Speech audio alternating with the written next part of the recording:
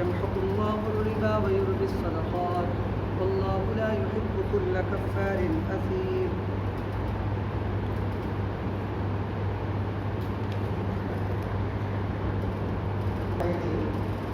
کہ تقریباً 6-7 آیتیں ہیں ربا یعنی سود سے متعلق. ان سے متعلق جو معارف و مسائل تھے وہ تو بیان ہو چکے. اب اسی سے متعلق کچھ باتیں ہیں. سب سے پہلی بات یہ ہے کہ ربا کی جو حقیقت ہے وہ یہی ہے کہ کسی کو کوئی قرض دیا جائے اور اس پر زیادتی کی شرط لگا دی جائے, اضافے کی شرط لگا دی جائے کہ ہم آپ کو 1 مہینے کے لیے قرض دے رہے ہیں, 1 مہینے کے بعد ہم آپ سے اتنا روپیہ اضافے کے ساتھ لیں گے. یہ ہے سیدھی سادھی شکل جو ہے یہی ہے. اور قرآن جو نازل ہوا جس سماج میں, جس معاشرے میں ڈائریکٹ, تو وہاں پر یہی شکل رائج تھی. صحابہ کرام میں جو بھی اس زمانے میں, چونکہ وہ کوئی حکم نہیں تھا اس سلسلے میں, تو مسلمان اور جو کافر مشرکین تھے وہ لوگ بھی اس طرح کی شکلوں کے ساتھ لین دین کیا کرتے تھے. اور جب قرآن نازل ہوا اور یہ اللہ تعالیٰ نے فرمایا احل اللہ البیع وحرم الربا, تو اللہ تبارک و تعالیٰ نے بیع کو حلال کیا ہے اور ربا کو حرام کر دیا ہے. جب یہ اس طرح کی آیتیں نازل ہوئی تو تمام صحابہ کرام نے اس چیز کو چھوڑ دیا. جو مسلمان تھے انہوں نے اس چیز کو قطعی طور پر چھوڑ دیا. تو یہ بالکل عام سی شکل ہے جو اس زمانے میں بھی رائج تھی اور اس زمانے میں بھی رائج ہے.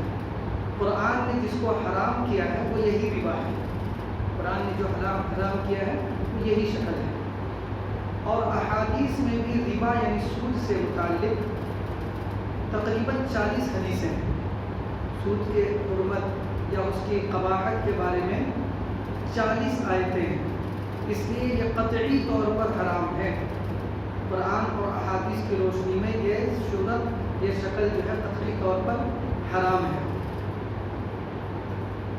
حدیث کے اندر اللہ کے رسول صلی اللہ علیہ وسلم نے ایک شکل تو یہ ہو گئی, یہ قرآن کی پرانی شکل ہے, قرآن نے جس کو حرام قرار دیا ہے, اور یہی چیزیں, یہی شکلیں بہت زیادہ اس زمانے میں بھی رائج تھی. دوسری شکل حدیث میں منع کی گئی وہ یہ کہ 7 چیزیں اللہ کے رسول نے فرمایا, 6 چیزیں ایسی ہیں کہ ان میں ربا کے بارے میں فرمایا اللہ کے رسول نے. ایک سونا اور چاندی. اس زمانے میں درہم اور دینار چلتا تھا. درہم چاندی کا سکہ کہلاتا ہے اور دینار جو ہے وہ سونے کا سکہ کہلاتا ہے. تو سونا چاندی, جو گیہوں اور کھجور کشمش, کھجور اور انگور, یہ 6 چیزیں ہیں جن کے بارے میں اللہ کے رسول صلی اللہ علیہ وسلم نے صاف طور پر فرمایا کہ جب ان کا آپس میں ایک دوسرے کے ساتھ لین دین ہو, جنس کا تبادلہ ہو, تو ایسی صورت میں ہاتھوں ہاتھ ہونا چاہیے اور برابر سرابر ہونا چاہیے. اس کو پہلے سمجھ لیجیے, ہم اس کو الگ سے سمجھائیں گے. اللہ کے رسول نے ان 6 چیزوں کے بارے میں فرمایا ہاتھوں ہاتھ ہونا چاہیے یعنی ادھار نہیں ہونا چاہیے, اور دوسرے یہ کہ وہ جو ہے برابر سرابر ہونا چاہیے. مثال کے طور پر گیہوں کا تبادلہ گیہوں سے کر رہے ہیں, گیہوں کا بدلہ گیہوں سے کر رہے ہیں, تو ہاتھوں ہاتھ ہونا چاہیے اور برابر ہونا چاہیے, چاہے کچھ گیہوں ردی ہو چاہے کچھ گیہوں عمدہ ہو. اسی طریقے سے کھجور کا تبادلہ کھجور سے, سونے کا تبادلہ سونے سے, چاندی کا تبادلہ چاندی سے. اسی طریقے سے کشمش, انگور کا تبادلہ انگور سے اگر ہوگا تو ایسی صورت میں اللہ کے رسول نے فرمایا کہ یدم بیدن والفضل ربا, کہ ہاتھوں ہاتھ ہو یعنی ادھار نہیں ہونا چاہیے, اور ساتھ ہی ساتھ اس میں جو ہے اضافہ بھی نہیں ہونا چاہیے, ورنہ یہ سود ہو جائے گا. یہ 6 چیزیں ہیں. اور اسی کے ساتھ اللہ کے رسول صلی اللہ علیہ وسلم نے 2 شکلیں ہیں, اس کو بھی اسی کے ساتھ حرام قرار دیا, ایک مزابنہ اور ایک محاقلہ. مزابنہ کی شکل یہ تھی کہ جیسے کچھ پھل ٹوٹے ہوئے ہیں, آم ہمارے زمانے میں اس زمانے میں وہاں کھجور ہوا کرتی تھی، تو کچھ پھل ٹوٹے ہوئے ہیں، یعنی خارج میں ٹوٹ کر ایک ڈھیر کے ساتھ جمع ہے، اور کچھ پھل جو ہے گاچھ پر لگے ہوئے ہیں۔ اب یہ کہا جائے کہ یہ جو ہمارا ڈھیر ہے کھجور کا یا آم کا، گاچھ پر لگے ہوئے ڈھیر کے ساتھ بدلہ کرنا ہے، اللہ کے رسول نے اس کو منع ہی کر دیا۔ برابر تو ہو ہی نہیں سکتا، اندازہ ہی ہوگا، تو اس سے منع فرمایا۔ اس کو مزابنہ بولتے ہیں، اس کو بھی سود کی کیٹیگری میں شامل کیا ہے۔ اسی طریقے سے کیا ہے محاقلہ۔ محاقلہ یہ ہے کہ گیہوں ہے، مثال کے طور پر ہمارے پاس 10 من گیہوں ہے، 50 من گیہوں ہے، اور ساتھ ہی ساتھ دوسرے کے پاس جو ہے وہ کھیت میں لگے ہوئے گیہوں ہے، تو اللہ کے رسول نے اس بات سے منع فرمایا کہ اس کا تبادلہ، جو کٹا ہوا گیہوں ہے، تیار گیہوں ہے، اس کو کھیت میں لگے ہوئے گیہوں سے بدلا جائے۔ گیہوں یا کوئی بھی ایسی فصل ہو، دھان ہے یا اور بھی کچھ ہے، تو اس سے تبادلہ کرنے سے اللہ کے رسول نے منع فرمایا، کیونکہ اس کے اندر جھگڑا ہونے کا بہت زیادہ اندیشہ رہتا ہے۔ تو یہ جو ہے حدیث کے اندر یہ چیزیں ہیں جن کو سود کی کیٹیگری میں شامل کیا ہے۔ تو ایک سود تو وہ ہے جو ہمارے زمانے میں بھی سود ہی ہے، اور اللہ کے رسول کے زمانے میں بھی وہ تھا، جس کو قرآن کریم نے حرام قرار دیا کہ کچھ پیسے دے کر اس پر اضافے کی شرط کے ساتھ کچھ پیسے دے دیا جائے، وہ تو سود ہے، اس کو قرآن نے منع کیا ہے اور احادیث میں بھی اس کو منع کیا گیا ہے۔ لیکن ایک شکل جو بتائی ہم نے کہ 6 چیزیں ہیں، اس کو صرف حدیث کے اندر منع کیا گیا ہے۔ تو یہ 2 شکلیں ہیں جس میں کوئی یقینی نہیں، یہ کوئی غیر یقینی یا شک والی بات نہیں ہے، یہ حرام ہے تو حرام ہے، اس میں کسی کو شک کرنے کی گنجائش نہیں۔ بات یہاں پر آ جاتی ہے کہ یہ جو 6 چیزیں اللہ کے رسول نے بیان فرمائی ہے کہ ان میں ربا ہوگا اگر ہم ادھار بیچیں گے، یا یہ کہ ہم اس کو جو ہے اضافے کے ساتھ اگر تبادلہ کریں گے تو ایسی صورت میں وہ سود ہو جائے گا۔ تو یہ اللہ کے رسول صلی اللہ علیہ وسلم نے یہ 6 چیزیں بیان فرمائی ہیں۔ سوال یہ ہے کہ کیا یہ 6 چیزوں میں ہے یا ان کے علاوہ بھی کچھ چیزیں ہیں جن کے اندر یہ حکم جاری ہوتا ہے؟ تو اس سلسلے میں چونکہ حدیث کے اندر قرآن میں کچھ نہیں ہے، اس لیے فقہاء کرام میں اختلاف ہو گیا، چونکہ وہ ایک باریک بحث ہے، اس لیے اس کو نہیں بیان کرتے ہیں۔ تو احناف کے نزدیک الگ ہے اور شفافی کے نزدیک الگ ہے، اور بھی مالک جو ائمہ حضرات ہیں ان کے نزدیک الگ ہے۔ یعنی انہوں نے ائمہ حضرات نے جو علم مجتہدین ہیں، ان لوگوں نے یہ جو اللہ کے رسول کا حکم تھا کہ ان 6 چیزوں کو ہاتھوں ہاتھ نقد اور برابر فروخت کرنا ہے، اس کی علت اور اس کا کارن نکالا۔ اب علت اور کارن نکالنے میں سب الگ الگ ہیں، اس لیے اس میں جو ہے ان کے علاوہ جو دیگر چیزیں ہیں ان میں تو ہو سکتا ہے کہ کچھ گنجائش نکل جائے، لیکن یہ جو قرآن کے اندر فرمایا ربا سود حرام ہے وہ، اور اللہ کے رسول نے جو فرمایا کہ ان 6 چیزوں میں کمی بیشی حرام ہے، یہ ان چیزوں کے اندر یقینی طور پر جو ہے سود ہے۔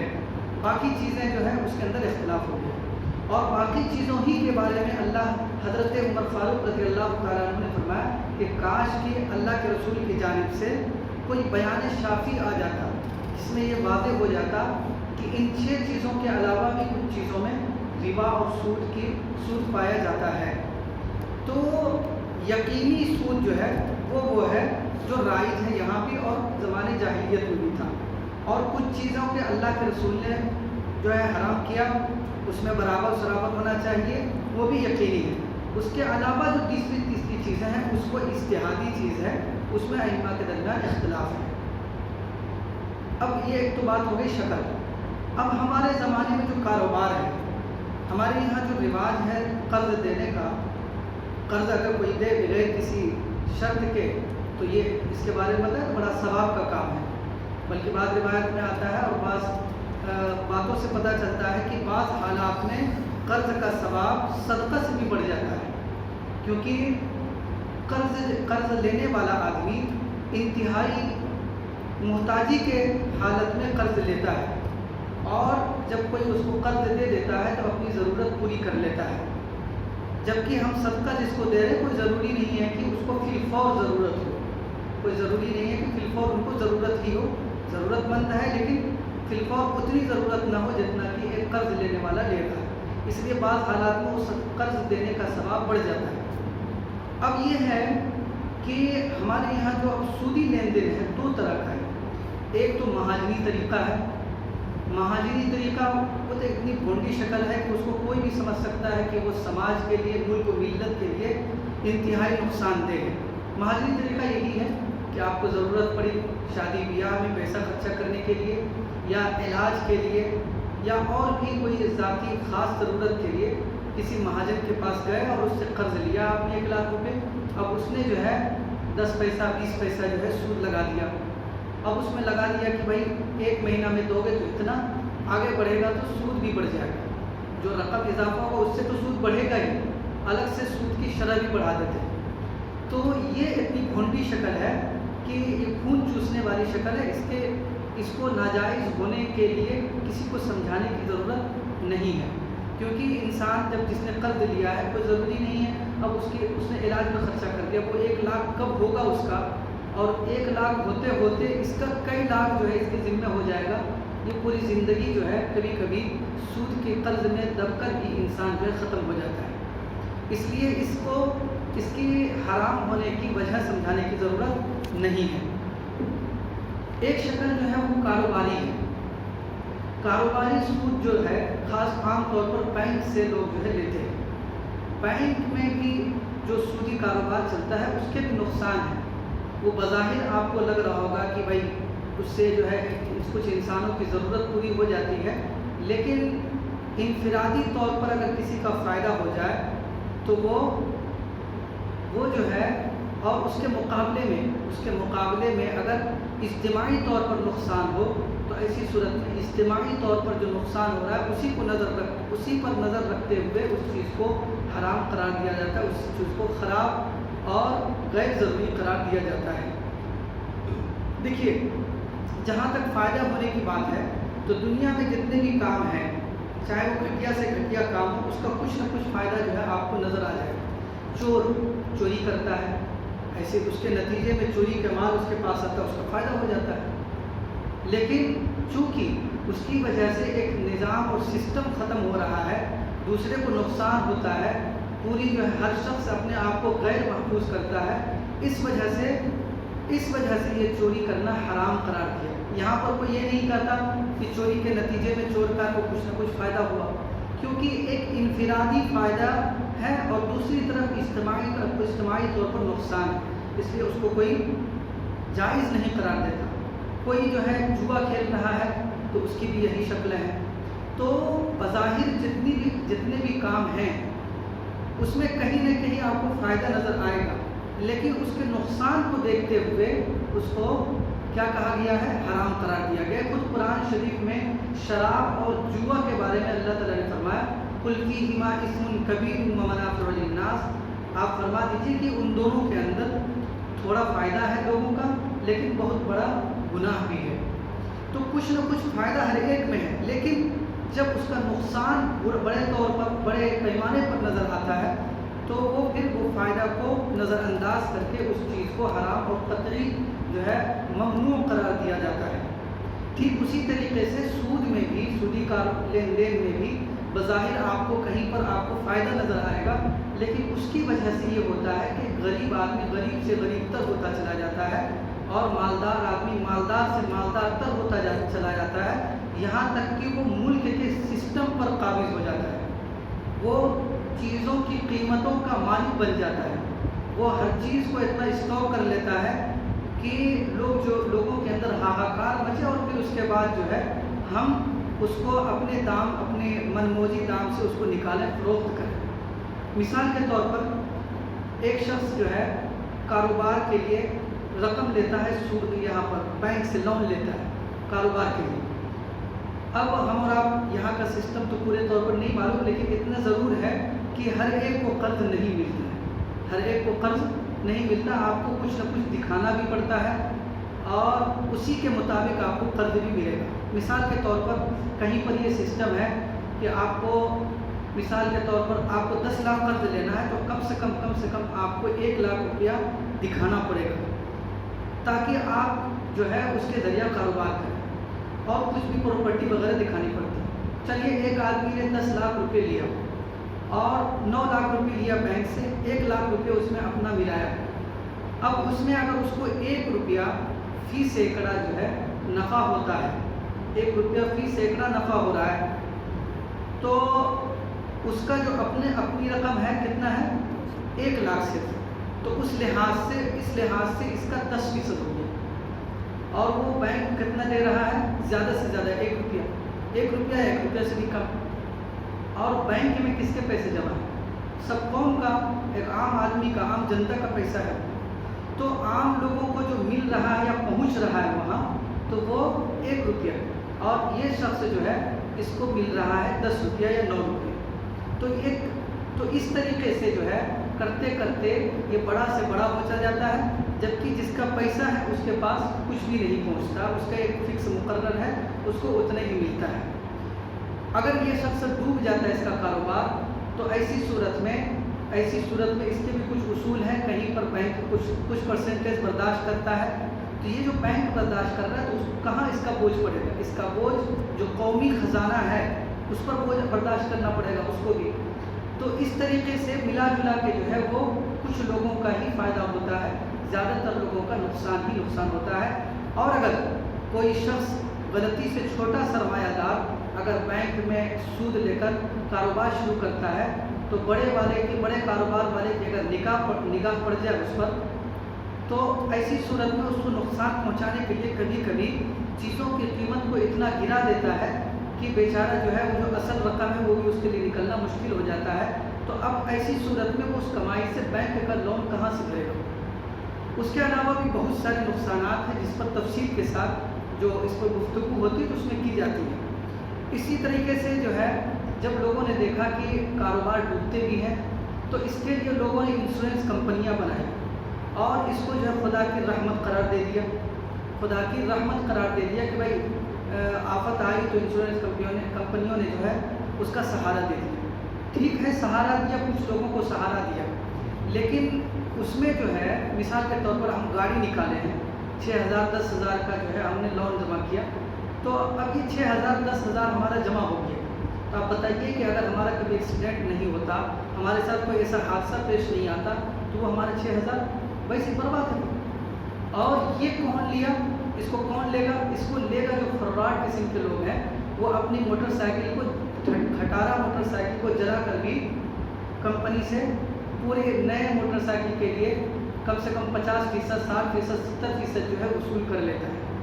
तो इस तरीके से एक आम आदमी जो है जो सीधा साधा है वो नीचे से नीचे तक होता चला जाता है और बढ़ने वाला फ्रॉड करने वाला को फ्रॉड करने का बहुत अच्छा मौका मिल जाता है।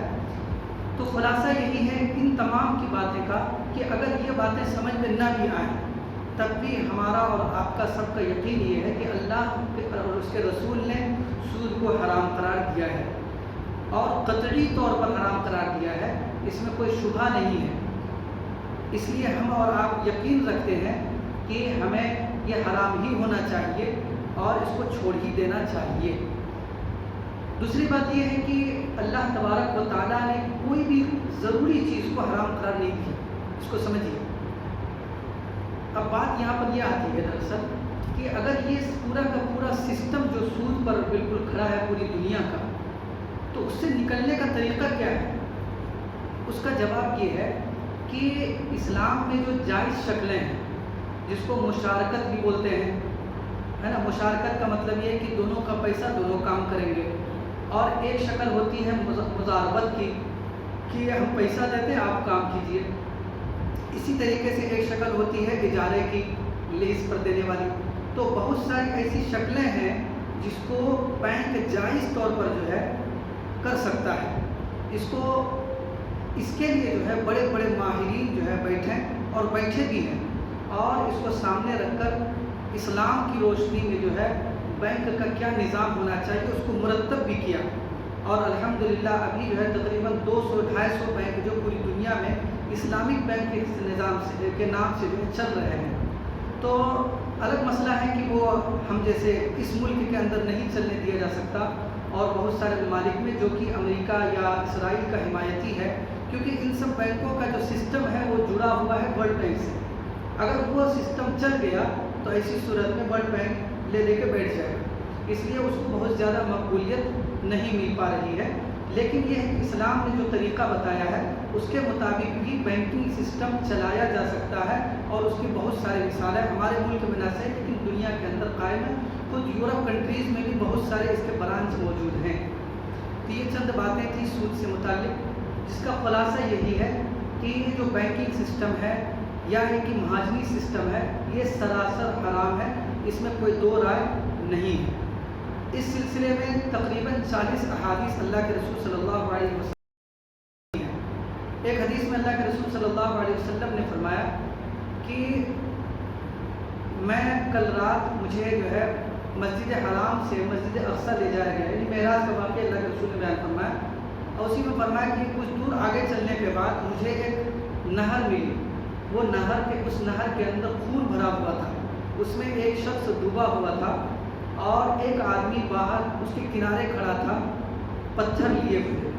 وہ جیسے وہ شخص جو ہے خون کی ندی سے باہر نکلنا چاہتا تھا تو یہ کنارے کھڑا شخص اس کے سر پر دے مارتا تھا پتھر، اور پھر وہ دوبارہ اسی میں چلا جاتا تھا۔ جبرائیل امین سے میں نے جب پوچھا تو حضرت جبرائیل نے فرمایا کہ یہ وہ لوگ ہیں جنہوں نے جو سود کھاتے ہیں ان کی سزا یہی ہے۔ ایک دوسری حدیث میں اللہ کے رسول صلی اللہ علیہ وسلم نے فرمایا کہ سود لینے دینے پر لعنت ہے، سود لینے والے پر لعنت ہے، سود دینے والے پر لعنت ہے، اور اسی طریقے سے سود کی لکھا پڑھی کرنے والے پر لعنت ہے، اور سود کی گواہی دینے والے پر بھی لعنت ہے، بشرطے کہ ان کو معلوم کہ یہ سود ہے۔ اسی طریقے سے ایک حدیث میں اللہ کے رسول صلی اللہ علیہ وسلم نے فرمایا کہ تین شخص جو ہے جنت میں داخل نہیں ہو سکتا، اس میں ایک یتیم کا مال کھانے والا بھی ہے، اسی طریقے سے شراب پینے والا بھی ہے، اور تیسرا جو ہے سود کا لینے دینے والا بھی ہے۔ اللہ تبارک و تعالی ہم سب کو اس لعنت سے محفوظ رکھے اور پورے سماج کو اس لعنت سے محفوظ رکھے، ہم سب کے کاروبار میں برکت نصیب فرمائے۔ سبحان اللہ و بحمدہ، سبحانک اللہم و بحمدک، نشہد ان لا الہ الا انت، نستغفرک و نتوب الیک۔ سبحان ربک رب العزة عما یصفون، وسلام علی المرسلین، والحمد للہ رب العالمین۔